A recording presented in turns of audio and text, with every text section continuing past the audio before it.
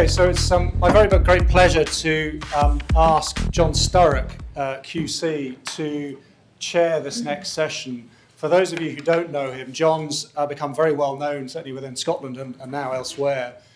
He runs the company Core Solutions, which does a lot of mediation work, and in fact he's become increasingly well known for the use of mediation to solve complex, difficult problems, of which this is one. John Sturrock. Thanks so much indeed. Andy, can you hear me, folks? I don't think this microphone is working. You all right at the back? Good, thank you very much indeed for that. Yeah, I suppose the other, maybe the other credential that I may have for this is that I have the privilege of being the independent facilitator, as it's called, of the 2020 Climate Change Delivery Group. I'm not quite sure that's the present title, which was set up just before the Copenhagen talks in 2009 to drive forward Scotland's response across the public and private sectors to the challenge of reducing emissions by 42% by 2020. So that, for me, as somebody who's not an expert in this area, has been fascinating, challenging, and I think, Andy, somewhat frustrating as well, as we watch. I mean, it's 4 years since Copenhagen. I had the dubious privilege of being in Copenhagen and indeed chairing a session on behalf of the Scottish Government in Copenhagen, and it was, I think the expression used in the film was that it was rather depressing to be at UN talks. I have to say that was one of the most depressing few days of my life, because that was the moment, wasn't it? That was the time, and Gordon Brown and Ed Miliband told us that was the moment when we had to do things, and it didn't happen. And what this film does is tell us just how accurate the predictions have been and how important it was for things to happen, and may still be, although one of the questions might well be, how much can we still actually do about all of this, given the profundity of what that film tells us. However, let me stop at that point and say that I'm told that the desired outcome is to facilitate, this is my role, to facilitate an interactive discussion off the back of the film with and between the audience, rather than being a talk-at session. So, although we have a very distinguished panel here, you're not going to hear from them because it's up to 10. We have a good guess. We're very fortunate to have four distinguished and quite diverse or different diverse speakers from different backgrounds. We've got Andy, who you know from his own introduction, whose pioneering work, I have to say, I have the greatest of respect for. I think if there are a few people in Scotland who are capable of driving forward our understanding and perhaps actually helping us to change, Andy Kerr is certainly one of them, as is Susan Deacon, who is sitting next to him. Susan, many of you will recall from her days as a politician, I think you should be pleased to tell you she's moved on from that now, and is very much involved in leading new thinking about policy and structural change, and how in particular, in whatever we face in the new Scotland, we might think about doing things in a different way. Susan is also a professor here and a vice principal in charge of the university's relationships with the business community, and that itself is an encouraging engagement. We've also got Alex Hill, who may be known to many of you. He is a native Glaswegian. He is the chief advisor in the Met Office for Scotland and Northern Ireland. He has a long and distinguished history, but I think the most important thing about Alex is that he once performed a song and dance routine with Andrew Saft, who you may remember as Manuel in Fawlty Towers, apparently for comic relief, that's what it says here. We've also got Grimace from Alex. We've also got Professor Stuart Hazeldine, or is it Hazeldine? Hazeldine, who is a professor here of carbon capture and storage. A very distinguished career, again, examining geological storage of CO2, obviously important in the context of the film, and a geologist by his own training, recipient of many prizes, including the Distinguished Fellowship of the Royal Society of Edinburgh, and indeed an honour in the form of an OBE. So that suggests that we've got a very talented panel. Now, what I'm going to do, folks, is I am going to turn to you now. First of all, I've got a couple of questions I want to ask you before I pose a question of the panel. And the first question I would like to ask you is this. Given what we saw in the film,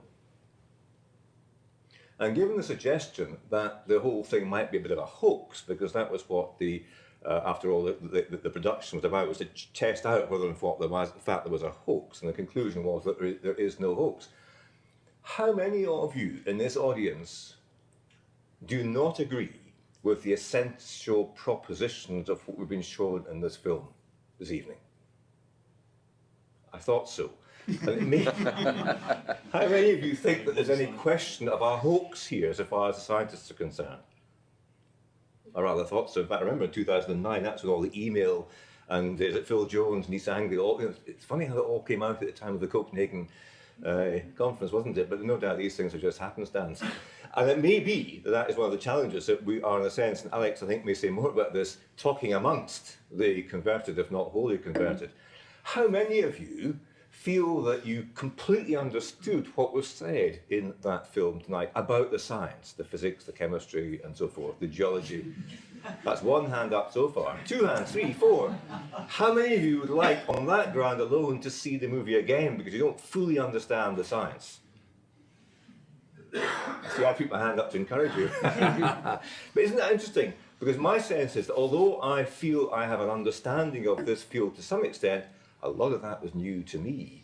And that may raise 1 or 2 questions for us in terms of what does this all mean for a wider and better understanding. But let's leave that as a ... and a pause, shall we? Thank you for that audience reaction. Against that background, distinguished panel, what I'm going to ask you to do is to share with us, with the audience, one thing that you take from this film that you think it might be useful to discuss, that might be a different thing, a different angle that we haven't yet considered. And I'm going to ask you to keep your remarks succinct, as I'm going to ask the audience to do the same. Stuart, do you want to take us off?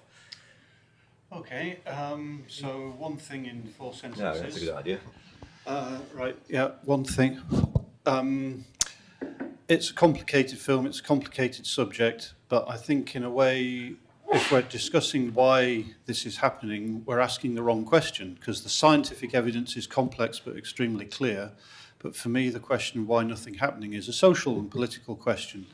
And the social and political question is how are we going to overcome the inertia of 250 years of industrial behaviour and the inertia of 20,000 years of agricultural behaviour and 200,000 years or more of the way we behave by exploiting the earth and moving on to the next bit.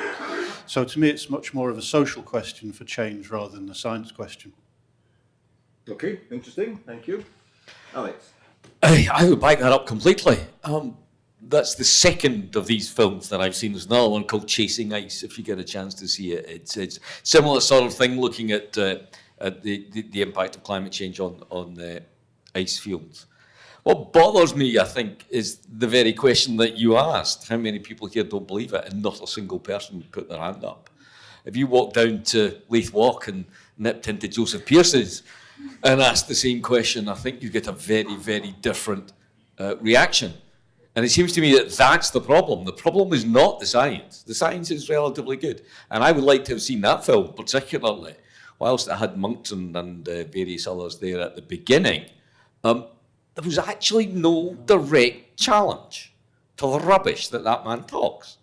And frankly, it strikes me that if I was a journalist, which I'm not, although I have worked with journalists, if I was a journalist, I would actually be saying, okay, let's get the skeptics and Fox News in the same place as a relatively articulate scientist and put the two together and let them beat their heads together till someone decides who's right.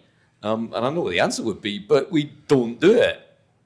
We've got a very distinguished audience here, lots of big brains, but actually the people that you need to persuade don't sit here, they sit out there.